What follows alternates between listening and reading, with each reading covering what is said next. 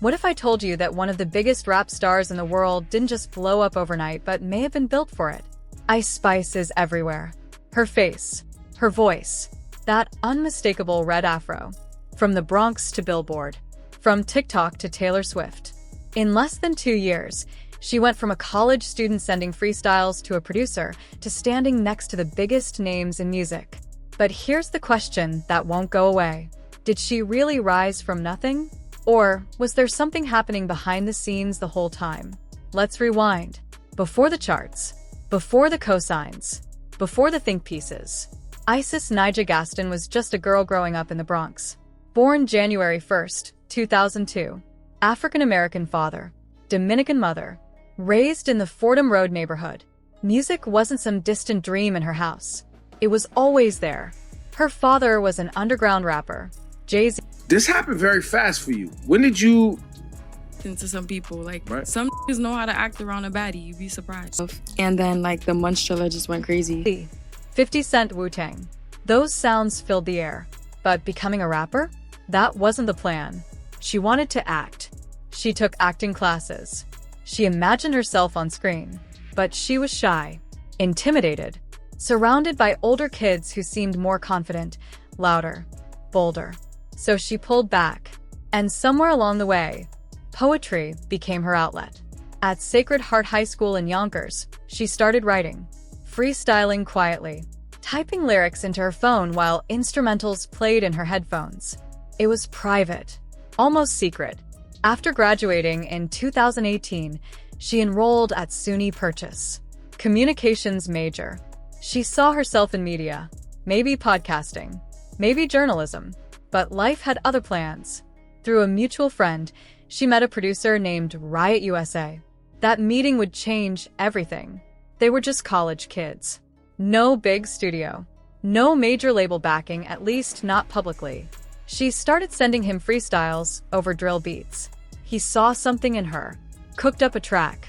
In March 2021, she dropped Bully Freestyle on SoundCloud. It didn't explode, but it moved. It got playlist on Apple Music's New York playlist on day one. That kind of placement? For a brand new artist? That raised a few eyebrows. Still, she kept going. No Clarity dropped later that year. The views climbed into the millions. To some people, like, right. Some niggas know how to act around a baddie, you'd be surprised. But the comments? Divided. Some fans praised her flow, said she was refreshing, different, calm in a genre that often screams. Others were brutal. This ain't getting us out the hood.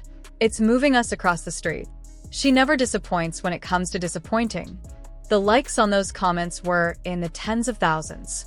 And yet, the numbers kept rising. Her visuals were bold, confident, unapologetically sensual. Twerking became part of her brand. Some called it empowerment. Others called it marketing. But here's what made people talk. For an artist who was supposedly just starting out, the videos looked polished. High quality, clean production. Not the typical low-budget grind of an independent rapper trying to break in. That's when the whispers began. Industry plant. The term started floating around her name. Then came 2022. And one word changed everything. Munch. She was just trying to rhyme something with lunch. Instead, she created a viral moment. The song hit TikTok, Twitter, memes, edits, reaction videos.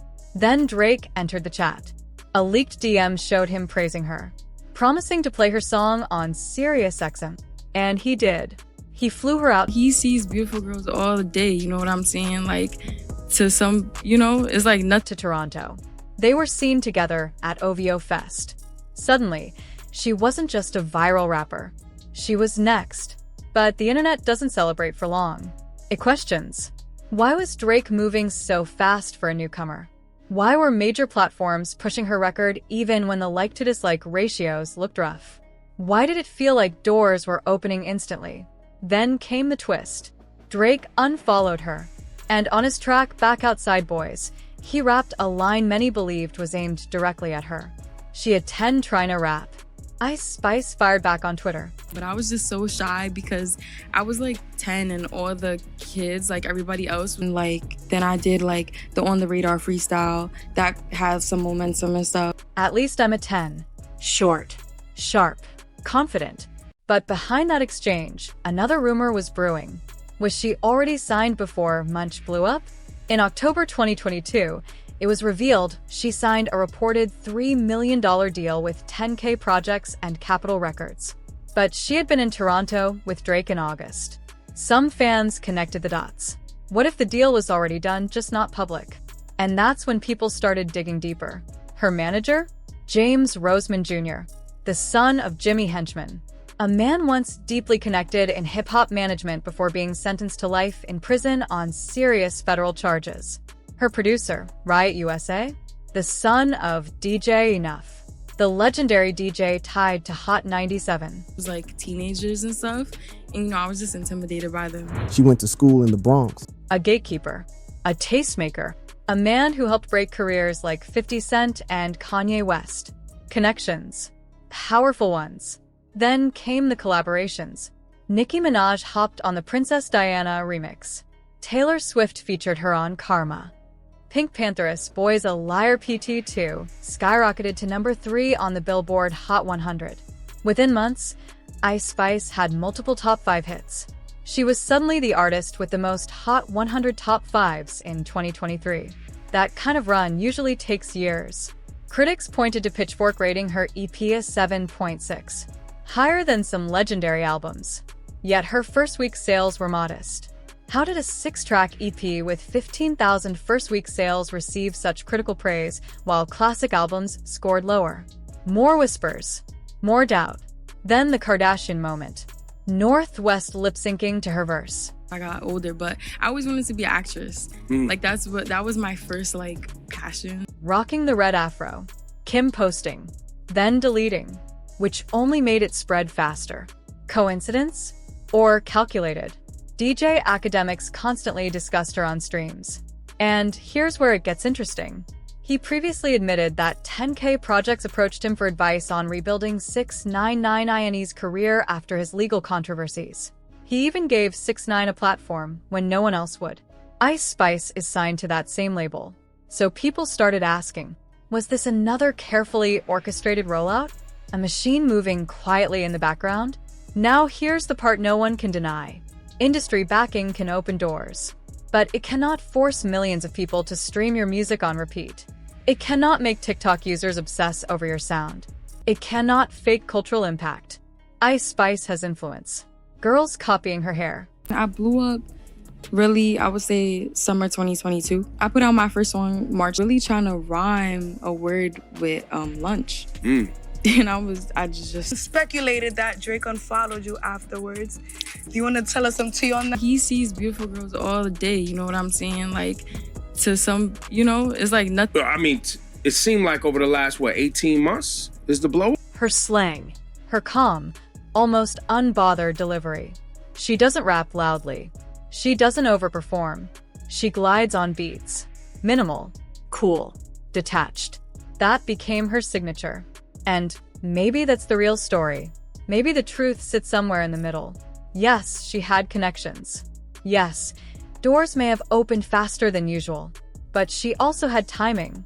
The drill wave. TikTok virality. A distinct look. A simple, repeatable flow perfect for short-form content. The music industry has always amplified what it believes can sell. The question is, did they create her? Or did they simply recognize the moment? Because history shows us something important. Industry plants fade when the audience doesn't connect. Hype burns fast, but Ice Spice is still here. I didn't really ever see myself being a rapper until I guess Still charting, still collaborating, still sparking conversation. And maybe that's the real reason she wins. People can't stop talking about her. Love her or hate her, you're watching, you're listening, you're debating. And in today's attention economy, that might be the most powerful position of all. So was Ice Spice carefully planted by a powerful machine? Or was she a smart, ambitious girl from the Bronx who met the right people at the right time? Maybe the bigger question isn't how she rose. It's what happens next. Because in music, the fall is always louder than the rise.